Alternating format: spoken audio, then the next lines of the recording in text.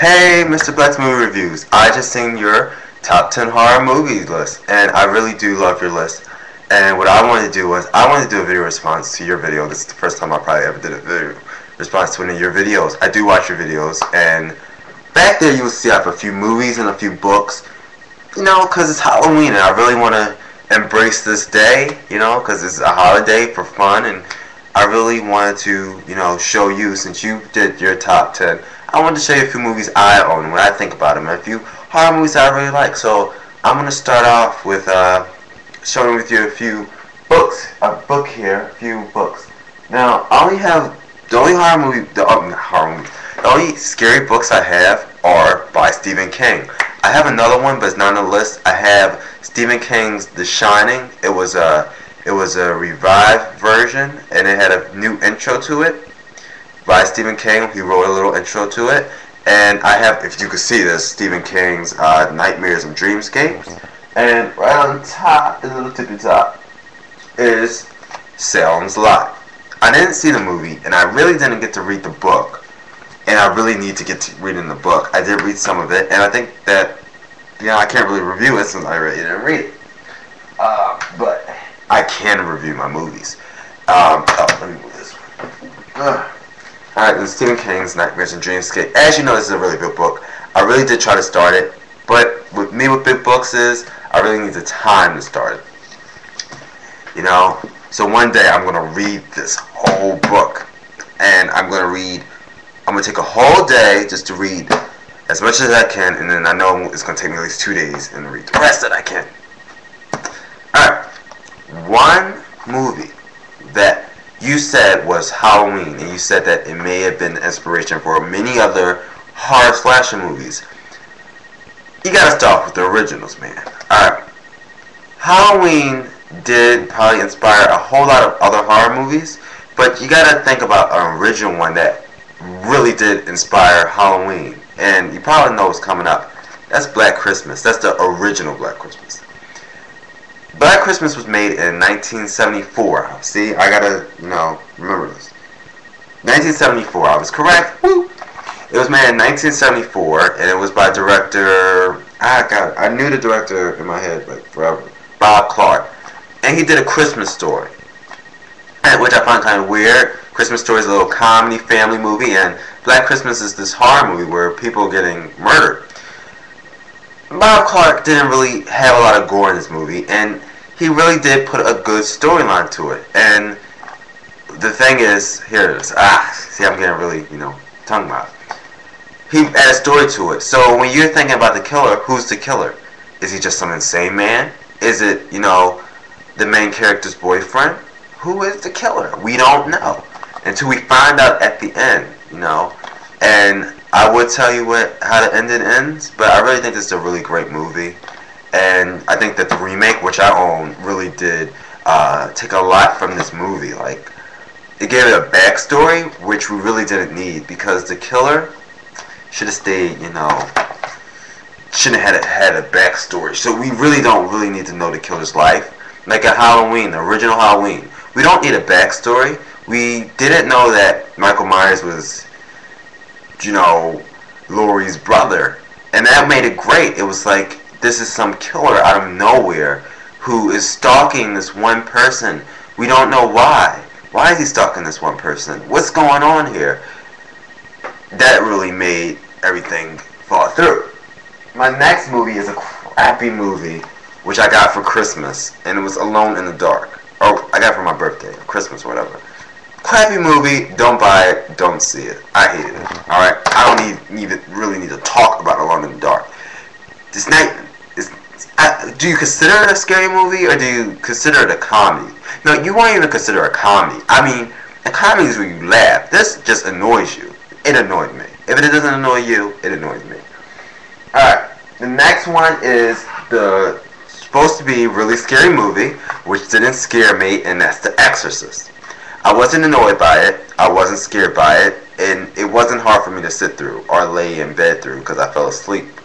But I gotta finish it. I got this for my birthday a few years ago, probably when I turned 14. When I turned 14, didn't scare me. I didn't really watch it then. I got to watch it the other day where I really got to really watch it. You know, when you sit through a movie and you're not really paying attention, but you're just sitting there. Well, I got to really pay attention, and it didn't really scare me. None of the pop-ups scared me, and this is the version you've never seen in theaters, which is supposed to be really scary. Didn't scare me. Nothing really scares me, unless it's true. I mean, you could get possessed by demons. That's kind of scary, but it didn't really scare me. It was a really good movie. And yeah. The next one is Silent Hill.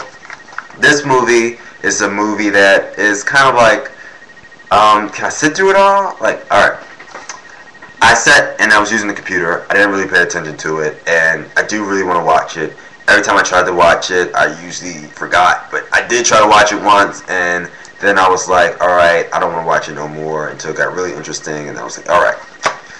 So basically what I want to say is, since that really was confusing, it's an okay movie. You should watch it. You should give your own opinion, since I wasn't really paying attention. Alright.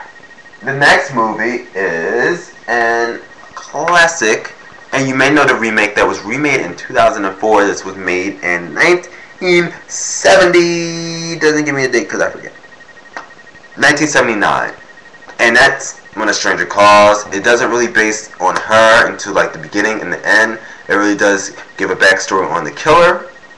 You get to know, it doesn't give a backstory on the killer, but you do get to see where the killer's running. I wouldn't really consider this a horror flick. I would consider this a crime, drama, thriller maybe. But it's a really good movie. But the case is kind of seething, and yeah, they remade it. I like the remake. The next movie I got here is the remake of Black Christmas. I like this movie. I thought that some stuff was really unnecessary. You don't need that much gore in a film. This one probably, you know, to build up suspense for today's audience. I mean, yeah. No, I'm saying I mean a lot, because this review just came out of nowhere. But, so, this movie, you should see it. You should judge it for yourself. The backstories really do annoy me. Every time I watch the film, it goes by real quick. I watch it, I enjoy it, but I think that the backstories really annoy me. They annoy me so much. I just want to, you know, let's focus on what's happening today. We don't really need to know about Billy that much, but, you know, because it makes you not so much afraid of Billy. And then when you give a kid a disease like that, it's not a funny disease, but when you do that, it kind of ruins the whole concept. It ruined it for me. Why is he yellow? Oh, we really don't care. You know, I don't care that he's yellow, and that really doesn't have to do anything with the film. The next movie is a bootleg, so don't tease me. I did see it in theaters. My aunt gave it to me, and this is 1408. I really enjoyed this film. I thought it was really smart. You have to think. And when you get to the end, you're going to be like, okay, great film. It was really good. It really did. This made me jump a little bit. It didn't scare me. For me to be scared is I got to be going home and afraid at night, crying, holding my covers scared. This didn't scare me. It was good. It made me jump. It's a great jumper. It's a great screamer. Watch it. That's all to say. Buy it. It's out on DVD. Alright, next film. I always know what you did last summer, and what I'm going to say it for is crap. Don't watch it. Don't buy it. Don't get into that. And Hollow Man. Loved it. Liked it. Enjoyed it. Watch it. My reviews are going quick because I only have like a minute or like 2 minutes left. Final Destination 3 was a good film. I really enjoyed it. I thought this was the best out of the whole series. I seen it in theaters. I bought it on the first day it came out because I was like, I need this movie. It's great. And when you get to choose the deaths, and little spoiler, almost everyone dies except the one guy, and then there's lots of extra stuff. So yeah, I really did enjoy it. I think you should get the DVD. The next one is boring. Don't get it. The original, watch the original. Watch the sequels. Then watch this. And then you be the judge of how you like The Grudge. Do you like The Grudge? Do you think it should be good? It's not really. I know I'm speeding up on everyone. Great movie. See it. It makes you think, and it has a great twist to the end. I really did enjoy this film. And the twist, you know, usually pisses off people, but not this one, but lots of other movies. Next one, Crap. Crap, angry. I'm angry at that one, so I'm not going to even get into that.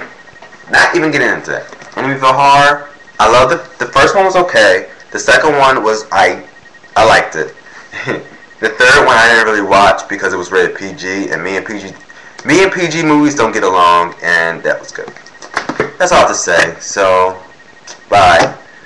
Happy Halloween. I got through my review.